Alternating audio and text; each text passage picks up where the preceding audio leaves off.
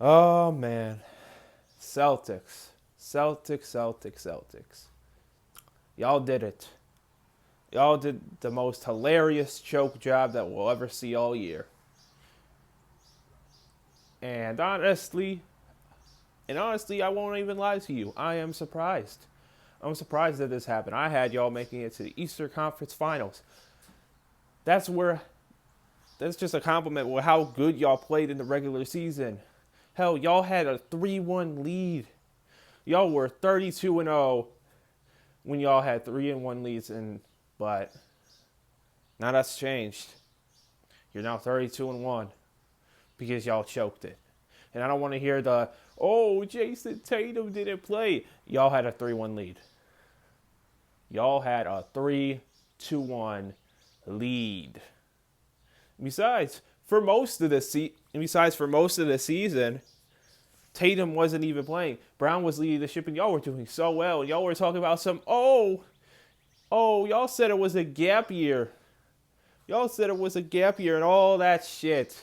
If Jaylen Brown was leading the team so well, if Jaylen Brown was leading the team so damn well during the regular season, why didn't he lead y'all to victory in Game 7? And why are y'all making these excuses then? Now, maybe most of y'all aren't making the excuses, but at the end of the day, some of you are, and some of you are really extremely hypocritical. It's just the looks at it.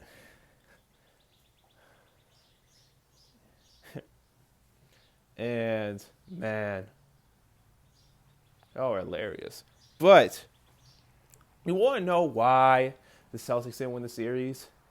It could be because Derek White played like trash. It could be like Jaylen Brown sold on y'all. It could be that fourth quarter in Game 5 where y'all had it, where y'all were having a back and forth game and then y'all forgot how to make a damn shot.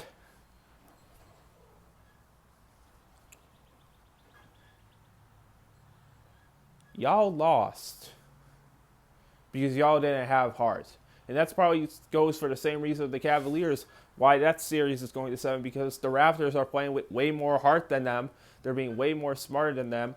They're playing with more grit, toughness, all of that. And the Celtics felt like that series was over. And everybody felt like the series was over except Embiid and the Sixers squad. Edgecumbe was clutch. Maxey was the most clutch player on the floor during those final minutes in Game 7. Put the team on his entire back as the Celtics just shot themselves in the foot with those threes that wouldn't go in. For the last 5 minutes of Game 7, the Celtics did not make a single field goal. That sounds familiar because that's what exactly happened in Game 5. Maybe not exact minute or field goal percentage, but still. The reason why the Celtics were back in the game was because the Sixers weren't having good offensive possessions and Celtics were knocking down shots more. But then when the final 5 minutes came, only one team prevailed, and it was the Sixers, led off the backs of Maxey, Embiid, Edgecumbe. Everybody on that team played with all they had, and they won it. And you could say, Embiid is a flopper. Guess what? Embiid owned y'all. Embiid owned y'all. Y'all had no answer for him. He wasn't even flopping either. Like, y'all were genuinely just fouling him. Jaylen Brown can make all the salty comments that he wants, but he knows he got bitched. Jaylen Brown was doing a clap, and then Embiid just ran all over him and talked that shit to him, rightfully so.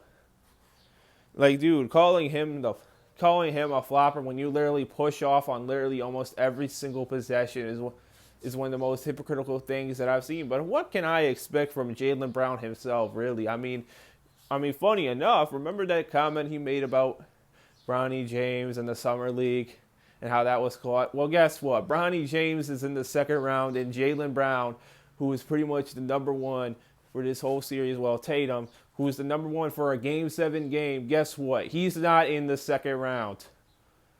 So technically, Bronny James is having a way better playoffs than Jaylen Brown did this postseason. That's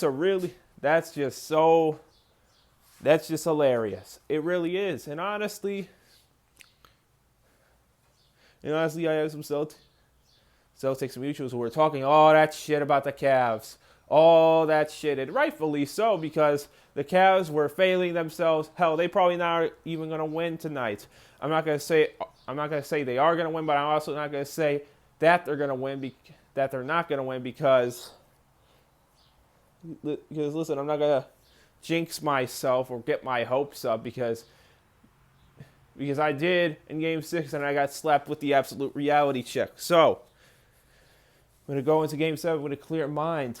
And if the Cavs lose, so be it, because at least the Celtics aren't winning the chip. But here's the thing. If the Cavs do win tonight, they need to realize that this is their year, all right? The Celtics are down. The Celtics, the favorites, are down. The favorites of the East are down. The Pistons are a very young squad. The Magic are the freaking Magic. The Knicks don't have the best coaching in the world, and when it goes down to the final line, they aren't going to be clutch. And then you got the Sixers, who are probably the hottest team in the East right now. But if you can figure out a way to contain Embiid, contain Maxey, contain Ejikumbe, like the Celtics did for those first 4 games, then you can go to the finals and you'll face whoever wins the West. If there's any year for us to make the finals, it has to be this year. It just has to be. This is the most wide open it's going to be, because inevitably we know the Pacers and the Celtics are going to top the East next year, and we're going to be out of the shuffle if we don't win the title, because Harden's going to be gone. We won't have a starting point guard because we traded Garland for him. And, who knows? Maybe we make a trade for Giannis if we lose tonight. Maybe we make a trade for Giannis if we lose in the second round to the Pistons, the Magic, whatnot. I don't know. We went to 7 games with the Raptors. Anything could possibly happen after that.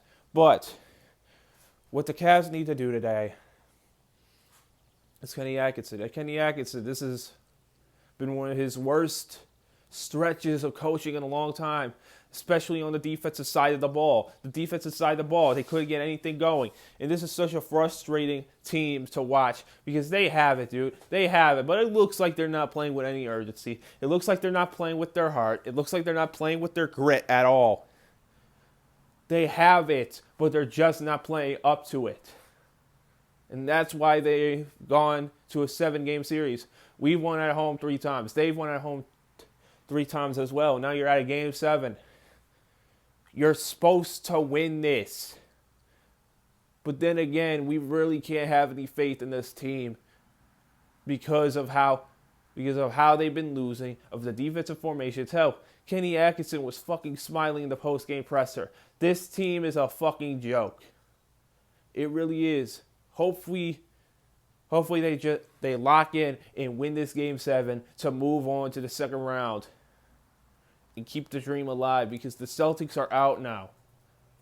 This is the most wide open it's going to be for possibly the next decade or so. Do not choke this. And the Celtics, since the Celtics are gone, if the Pistons lose today and the Cavs win today, this will be the greatest hate watch weekend of my life. But knowing the Cavs, they'll probably screw it all the fuck up. But yeah. Fuck them Celtics, bruh.